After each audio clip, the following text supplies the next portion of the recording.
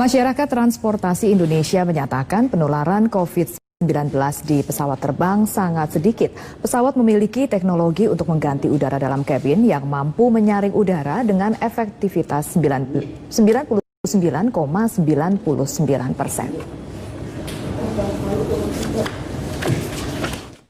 Masyarakat Transportasi Indonesia (MTI) menyatakan kasus penularan COVID-19 di dalam pesawat di seluruh dunia sangat sedikit, yaitu hanya terdapat 44 kasus dari 1,2 miliar pelaku perjalanan.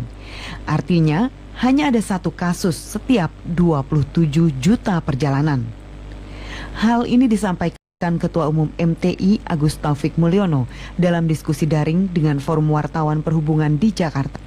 Agus menyebut kejadian penularan sebagian besar terjadi ketika masker belum menjadi protokol kesehatan. Ada potensi penularan di dalam pesawat dengan risiko kecil jika penumpang tidak disiplin menggunakan masker atau pelindung mulut dan wajah. Agus menjelaskan kecil kemungkinan penumpang tertular di dalam pesawat, antara lain disebabkan di dalam pesawat terdapat teknologi yang mampu mencegah penularan COVID-19. Pesawat memiliki teknologi untuk mengganti udara dalam kabin, yaitu penggunaan filter High Efficiency Particulate Air atau HEPA yang mampu menyaring udara dengan efektivitas 99,99%. Sistem ini memastikan udara di dalam pesawat berganti dan difilter setiap 3 menit. Sistem serupa diterapkan di rumah sakit. Filter tersebut mampu secara efektif menangkap bakteri, virus, dan jamur berukuran mikroskopik. Sistem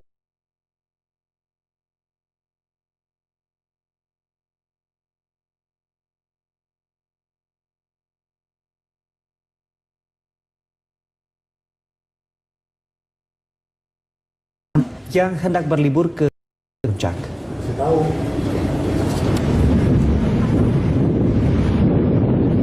Jelang libur Natal dan Tahun Baru di kawasan Puncak Bogor, Jawa Barat, petugas Satpol PP menggelar secara masif razia penggunaan masker dan menerapkan protokol kesehatan kepada para pengendara yang melintas di Simpang Gadok.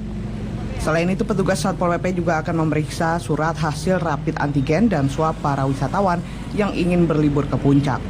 Tujuannya selain untuk menekan laju penyebaran COVID-19 juga untuk memberikan kenyamanan kepada para wisatawan yang berlibur. Dalam razia surat pemeriksaan hasil rapid antigen dan swab, petugas menemukan wisatawan yang tidak memilikinya, maka akan dilakukan rapid antigen bekerja sama dengan Dinas Kesehatan setempat. Dari Kabupaten Bogor, Saiful Hardi, TVRI melaporkan. Jelang Natal dan Tahun Baru, PT KAI Daop 7 Madiun tetap mewajibkan calon penumpang untuk menunjukkan surat bebas COVID-19, rapid ataupun PCR. Hal itu demi mengantisipasi penyebaran COVID-19 di dalam stasiun dan di atas kereta api.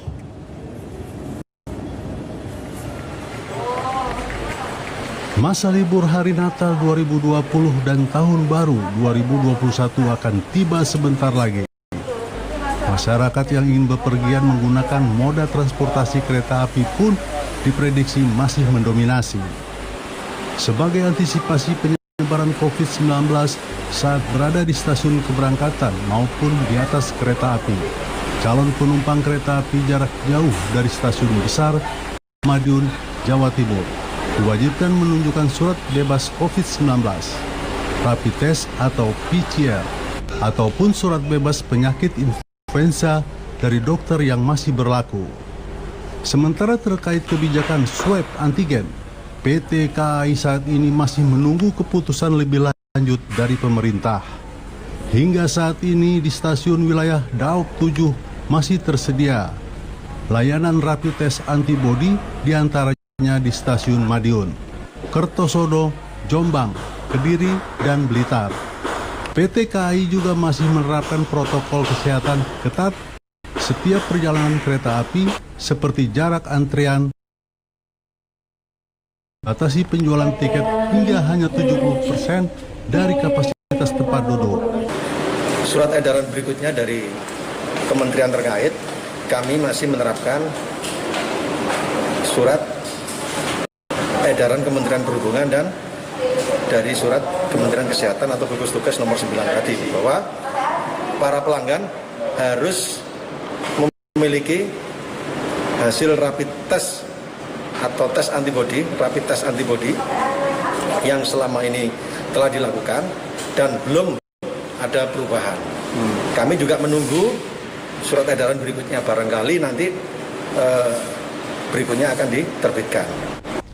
Terkait penambahan perjalanan kereta api, PT KAI akan menjalankan kembali kereta api reguler yang sebelumnya dibatalkan perjalanannya. Hingga saat ini KAI Daop 7 Madiun menjalankan 4 kereta api, meliputi kereta api Kahuripan, Brantas, Singasari, dan kereta api Anjas Moro. Dari Kota Madiun, Yonistio Rahmawanto, TVRI melaporkan. Saudara, liburan perayaan Natal dan Tahun Baru pada tahun ini, PT ASDP Cabang Bitung Sulawesi Utara menyiapkan 6 armada ke sejumlah kawasan kepulauan. Setiap penumpang diwajibkan mematuhi protokol kesehatan COVID-19.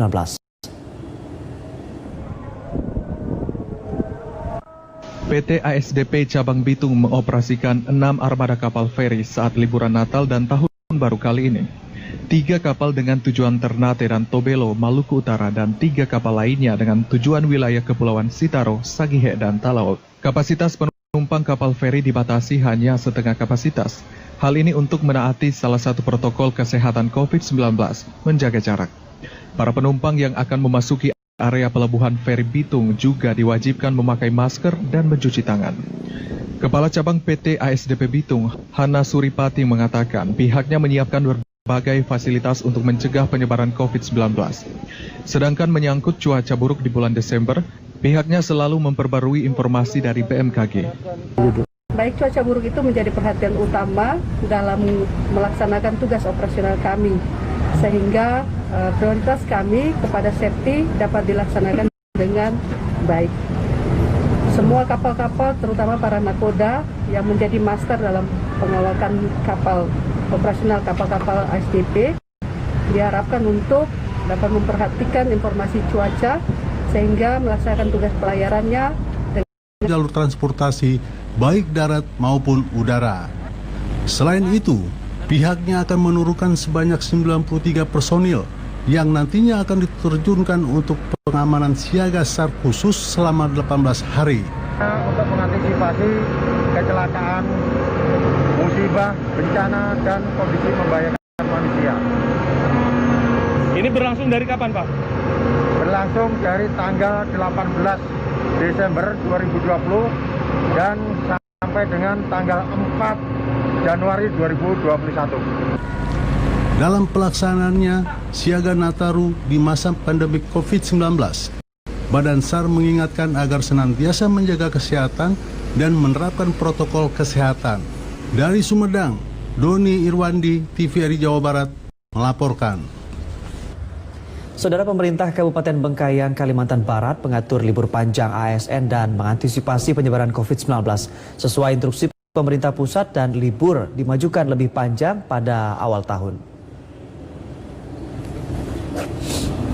Memasuki libur dan cuti bersama Hari Raya Natal Tahun Baru 2021, pemerintah Kabupaten Bengkayang telah mengatur jadwal bagi ASN.